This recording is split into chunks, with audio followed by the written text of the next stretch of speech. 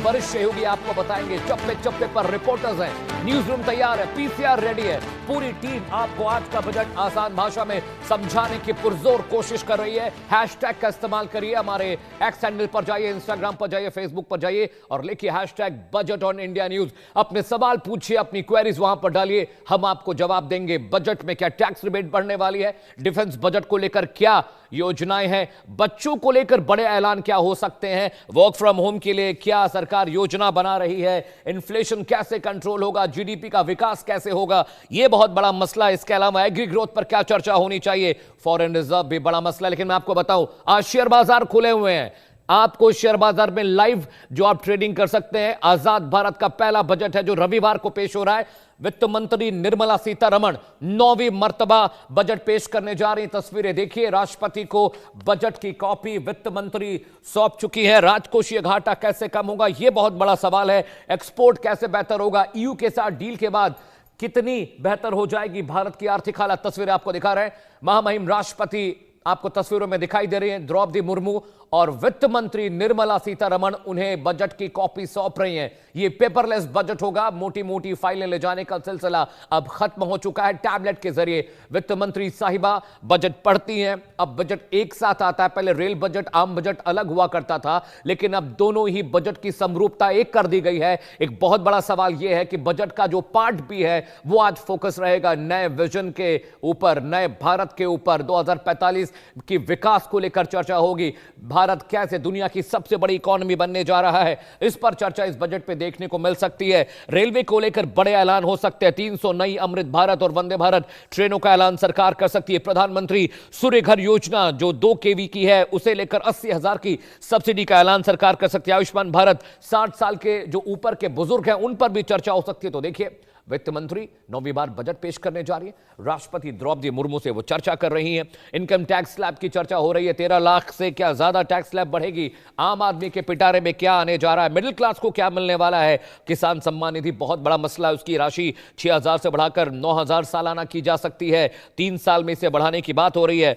इसकी घोषणा से 11 करोड़ किसानों को फायदा मिलेगा देश के, और किसान अन्नदाता है, वो हमारा पेट भरता है, तो उसकी बेहतरी, उसकी भलाई के लिए सरकार लगातार कोशिशें करी। नए कैश स्कीम को लेकर भी लगातार चर्चा हो रही है। फ्रीबीज पर सरकार ने कहा है इकोनॉमिक सर्वे में कि भाई फ्रीबीज पर चर्चा कम होनी चाहिए, उस पर खर्चा कम होना चाहिए। जंक फूड को लेकर वित्त मंत्री ने एक बहुत बड़ी चिंता जताई। उन्होंने कहा कि 2020 में 3 करोड़ से ज्यादा जो बच्चे हैं वो मोटापे का शिकार हुए हैं, तो सुबह 6 से लेकर रात के 11 तक जंक फूड के एडवर्टीजमेंट शायद आपको देखने बंद हो जाए। सोशल मीडिया यूज को भी लेकर इकोनॉमिक सर्वे में बात हुई। एआई इनोवेशन पर चर्चा हुई है। आर्टिफिशियल इंटेलिजेंस को लेकर सरकार बहुत बुलिश है, उस पर चर्चा हो रही है, और बहुत मुमकिन है कि सरकार जब उस पर चर्चा करे तो उसके लिए नई गाइडलाइन, दिशा निर्देश जारी हो सकते हैं। एक बड़ा पैनल मेरे साथ जुड़ा हुआ है। स्टूडियो में मेरे साथ राहुल लाल जी हैं, इज अ पॉलिटिकल एनालिस्ट। और राहुल जी, ये तस्वीरें हम लाइव दिखा रहे हैं, वित्त मंत्री राष्ट्रपति से मिल चुकी हैं। बिल्कुल, देखिए, जब बजट प्रस्तुत होता है तो उसके पहले ये प्रक्रियाएं, संवैधानिक प्रक्रियाएं चलती हैं, जिसको हम लोग अभी पालन करते हुए देख रहे हैं, वित्त मंत्री कर रही हैं। और जो सबसे महत्वपूर्ण रोचक पहलू जिसकी तरफ आपने ध्यानाकर्षण भी कराया कि वित्त मंत्री 9वीं बार बजट पेश कर रही हैं, रविवार के दिन बजट पेश कर रही हैं। राइट। और अब रिकॉर्ड, जो सबसे ज्यादा रिकॉर्ड है मोरारजी देसाई जी का, उससे बस अगले साल सोचे कि वो रिकॉर्ड के बराबर होंगे, और उसके नेक्स्ट ईयर तो वो रिकॉर्ड भी टूट चुका होगा। लेकिन जो इस समय अगर देखिए, आज शेयर बाजार खुला हुआ है, और शेयर बाजार को अगर हम लोग देखें तो शेयर बाजार में चाहे निफ्टी हो, तमाम जो चीज़ें हैं वो नीचे जा रही हैं। शेयर बाजार में हम लोग गिरावट देख रहे हैं। इसका मतलब है थोड़े से वहाँ पे एक डर का माहौल है। आर्थिक समीक्षा की तरफ जहाँ पे वित्त मंत्री ने स्पष्ट किया था, और उसमें बताया गया था कि किस तरह से फॉरेन पोर्टफोलियो इन्वेस्टर्स, जो विदेशी निवेशक हैं, वो भारत से जो है कि पैसों की सबसे ज़्यादा मात्रा में यहाँ से निकासी कर रहे हैं। तो इस बजट में इसके ऊपर भी बहुत ज्यादा ध्यान होगा अमित जी, कि विदेशी निवेशकों को कैसे फिर से भारत जो है। आपको रोक रहा हूं, माफी चाहता हूं। मनोज मनु जी के पास चलते हैं, पार्लियामेंट से लाइव जुड़ रहे हैं। मनु जी, वित्त मंत्री राष्ट्रपति से मिल चुकी है, बस कुछ और वक्त बाकी है, बजट लाइव हम कुछ ही देर में देखेंगे। मनु जी। बिल्कुल बिल्कुल। अब अमित, राष्ट्रपति से मिलने के बाद कर्तव्य भवन पर आप देख रहे हैं कि राष्ट्रपति के साथ उनकी वो टीम जो सभी जितने भी उनके अधिकारी हैं जिन्होंने बजट बनाया, और आपको पता ही है कि जब बजट बनता है तो बहुत गोपनीय होता है, क्योंकि एक ज़रा सी सूचना भी बहुत नुकसान पहुंचाती है। तो स्वाभाविक तौर पर ये तमाम सारी परिस्थितियां इन बातों का ख्याल रखते हैं, और कोई अधिकारी कर्मचारी घर भी नहीं जाता है, पूरी तरह से बंद कर दिया जाता है। वहीं पर खाना होता है, पीना होता है, यहाँ तक कि फ़ोन पर भी आप इस्तेमाल नहीं कर सकते हैं, क्योंकि बहुत एक लॉबी होती है, एक बिजनेस लॉबी होती है जो पीछे पड़ी रहती है। अगर किसी को ये पता चल जाए कि किस प्रोडक्ट में कौन सा टैक्स लगने वाला है, कौन सा छूट होने वाली है, तो इसका बड़ा फायदा एक लॉबी को होता है, उस चीजों से बचने की कोशिश की जाती है। यहां पर सबसे बड़ी बात है कि किन किन चीजों पर नजर होगी।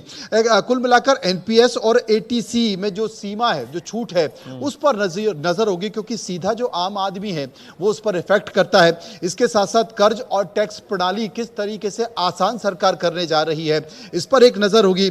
सड़क, रेलवे, पुल और पुलिया, आपको याद होगा कि रेलवे यानी कि रेलवे पर सरकार का बहुत ध्यान है। बड़ी संख्या में ऐसे पुल हैं जो अपनी उम्र पूरी कर चुके हैं, चाहे वो रेलवे के हों या फिर सड़क परिवहन के हों, वो अपनी उम्र पूरी कर चुके हैं, 100 साल से ज़्यादा हो चुके हैं। सरकार धीरे धीरे फेज वाइज उनको बदलना चाहती है, उस पर काम हो रहा है, नए इंफ्रास्ट्रक्चर पर काम हो रहा है। सोलर एनर्जी पर किस तरह की छूट सरकार दे सकती है, प्रमोट कर सकती है, ऐसा सुनने में आ रहा है कि सोलर जो पैनल है, सरकार उन सोलर पैनलों में सब्सिडी को बढ़ा सकती है। तो बहुत सारी चीजें हैं जिसके संकेत देखने को मिल सकते हैं। तो तमाम तरह की चीजें हैं। और अमित, अगर देखा जाए तो महिला, किसान और जो शिक्षा है उस पर फोकस करने की कोशिश की जा रही है। कुल मिलाकर जो देश की राजधानी है दिल्ली पर सबकी नजर है, संसद पर सबकी नजर है, और इसी संसद में अब अपना एक और बजट पेश करने जा रही हैं। और इस बजट को पेश करने के बाद निर्मला सीतारमण सबसे ज्यादा आम बजट पेश करने वाली वित्त मंत्री हो जाएंगी, जैसा कि अभी राहुल लाल भी बता रहे थे। तो कुल मिलाकर लगातार इस बात को लेकर चर्चा हो रही है, चर्चा इस बात को लेकर भी हो रही है। कांग्रेस की प्रतिक्रिया आपने जानने की कोशिश की थी कि कांग्रेस इस पर क्या कर रही है। एक संक्षेप में बताइए कि तमाम तरह की बातें तो की जाती हैं, लेकिन फिर भी आप मानते हैं कि मोदी सरकार 9 साल से अपना पॉपुलिस्ट बजट दे रही है? देखिए, ये पूरे देश को पता है कि बजट के बाद देश के क्या हालात हैं।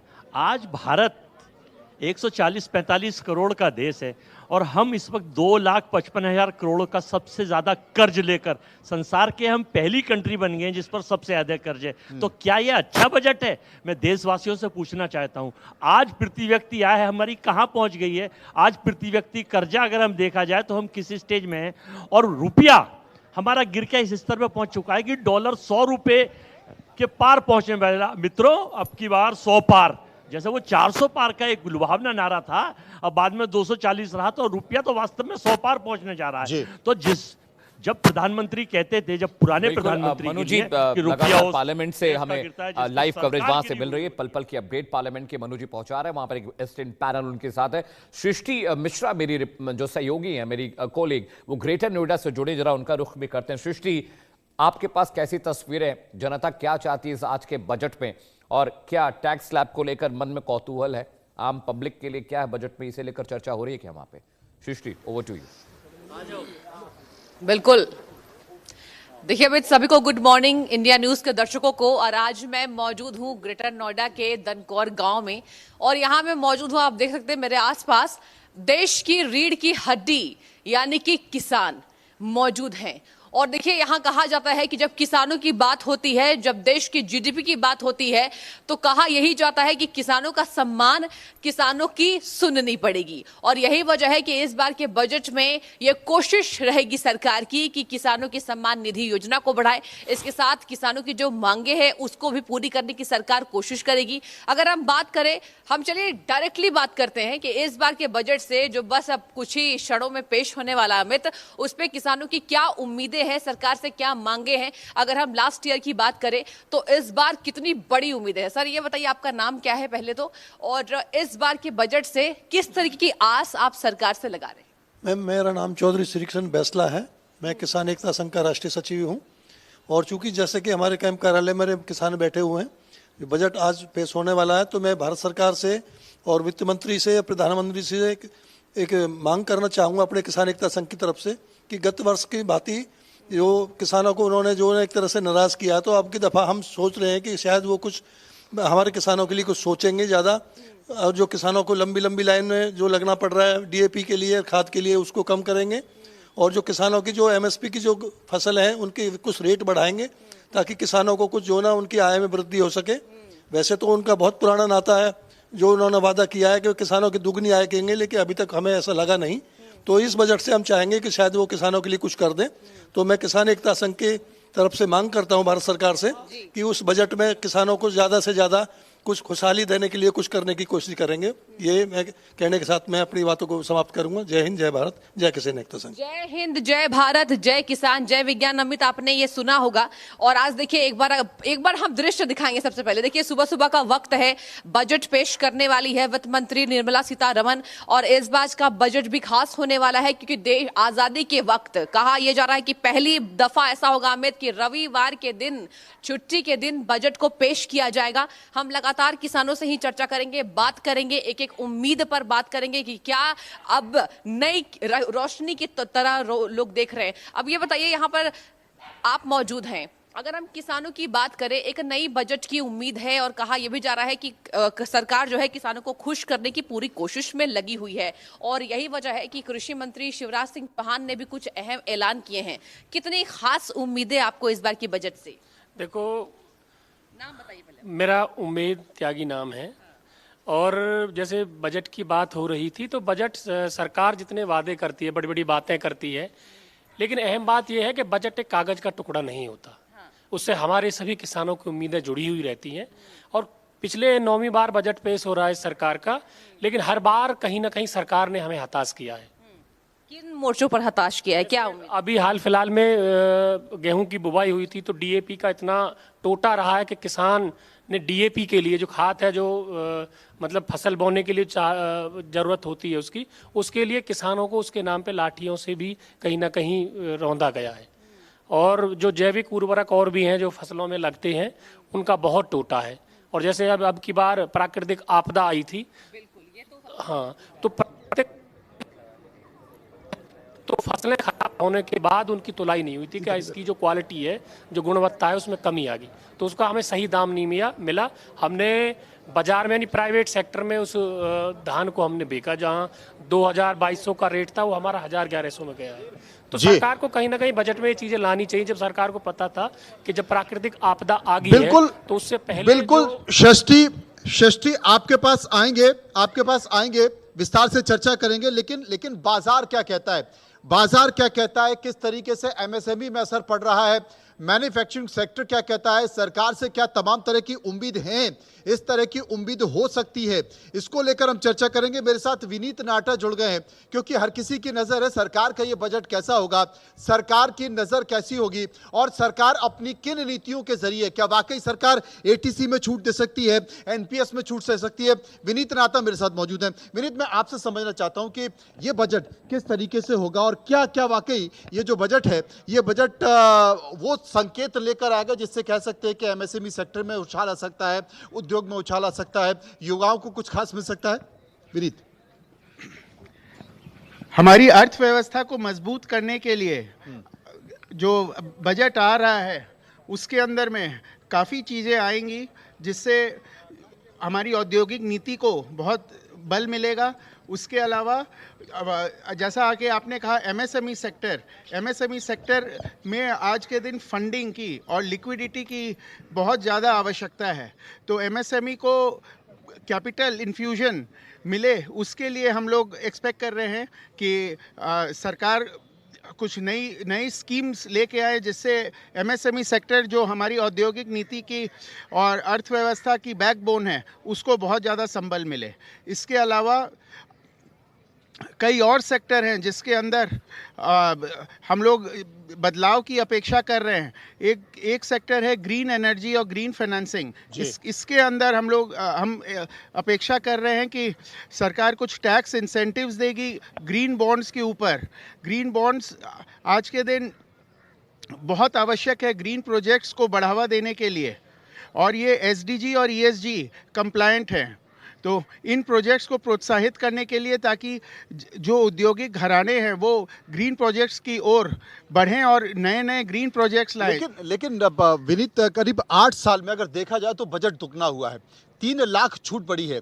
सरकार भी दबाव में है, क्योंकि सरकार इसलिए भी दबाव में है, सरकार के पास इंफ्रास्ट्रक्चर है, एक गांव खेत खलियान को भी देखना है, बहुत सारी सब्सिडी है। और जो कि हमने जो इकोनॉमिक सर्वे था सरकार का, उसमें भी हमने देखा था कि जो फ्रीबीज की घोषणा है उसे लेकर सरकार बहुत चिंतित है। वो मानती है कि राज्य बहुत दबाव में है, केंद्र बहुत दबाव में है। तो क्या इससे उबरने की कोशिश होगी? मौजूदा स्थिति में हमारे फिस्कल डेफिसिट, जो वित्तीय घाटा है, उसके बढ़ने की संभावना है। इसका एक प्रमुख कारण है, पिछले दिनों जीएसटी की दरों में कटौती की गई थी। इससे हमारा जो जीएसटी का रेवेन्यू है उसके ऊपर असर पड़ेगा और वो कम होगा। सरकार ये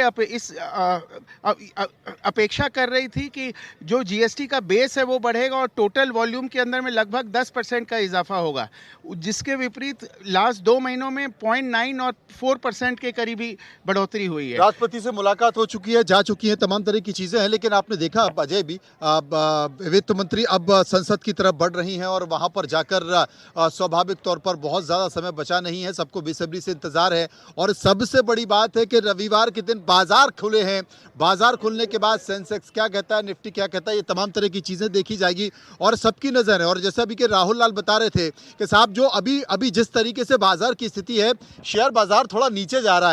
अब पता नहीं बजट के बाद वो ऊपर आएगा नहीं आएगा, सोना चांदी क्या कहेगा, लोगों की नजर बनी हुई है। लेकिन आप मानते हैं कि 8 साल में बजट दुगना हुआ है, इसका मतलब सरकार ने विशेष तौर पर बहुत ध्यान देने की कोशिश की है योजनाओं पर। देखिए, सरकार ने 8 साल में बजट तो दुगना करा है, बजट का साइज तो दुगना किया है, लेकिन देश के ऊपर कर्ज भी दुगने से 5 गुना हो गया है। हाँ। देश के जो हालात हैं, जो आर्थिक सोर्स हैं, वो घट के कहाँ पहुंच गए हैं। फिर मैं आपको बताना चाहता हूं कि हम 196 कंट्रियों में हमारे रुपए की कीमत केवल 7 कंट्रियों में ज्यादा है, बाकी 186 कंट्रियों में, हमारे यार 188 कंट्रियों में हमारा रुपया सबसे डाउन है। तो ये अगर ऐसा भारी की बजट है तो हमारे हिंदुस्तान के लोगों को ऐसा बजट, चाहे आप तिगनी राशि कर दीजिए, नहीं चाहिए। MSME की बात कर रहे थे हमारे भाई अभी, जो छोटा व्यापार होता है इस देश का, इस देश और आपको बता दें कि एक बड़ी खबर आ रही है, बड़ी खबर ये आ रही है जिसकी चर्चा हम कर रहे थे कि सोना चांदी के दामों में भारी गिरावट हो गई है। आपको बता दें कि इसके पहले भी लगातार जो सोने चांदी के दाम निकल कर आ रहे थे, आसमान छू रहे थे, चांदी 3 लाख ऊपर चली गई थी, लेकिन अब सोने चांदी के दामों में गिरावट हुई है। इसे क्या देखें, कैसे देखें हम? सोने चांदी के भाव में शुक्रवार को आश्चर्यजनक रूप से गिरावट आई, 38% और लगभग 15%। जी, तो ये मेनली ग्लोबल कारणों से आई है, प्रॉफिट बुकिंग आप कह सकते हैं। उसके अलावा यूएस के अंदर में जो फेड रिजर्व है उसके अंदर एक नए नाम की घोषणा हुई है जिसका रुख जो है वो अग्रेसिव और हॉकिश है। तो इस वजह से ये अपेक्षा की जा रही है कि भविष्य में सोने चांदी को जो लोग वायदा कारोबार में उधार में खरीद के बेचते हैं उसके अंदर में जो लिमिट्स है वो बढ़ा दी गई हैं। तो ये बेसिकली एक टेक्निकल करेक्शन है और इंडिया से लेकिन अभी तो बजट आया नहीं है, क्या सरकार उसमें छूट देगी? लेकिन ये गिर रहे हैं, इसके पीछे का कारण क्या? क्योंकि आम आदमी तो खरीद नहीं रहा, आम आदमी खरीद रहा, आम आदमी सोना नहीं खरीद रहा, आम आदमी चांदी नहीं खरीद रहा। तो ये जो मुनाफा वसूली हो रही है, जो मार्केट के लोग, जो माफिया लोग हैं, वो सोना चांदी खरीद रहे हैं, क्योंकि आम आदमी तो खरीदने की स्थिति में है नहीं।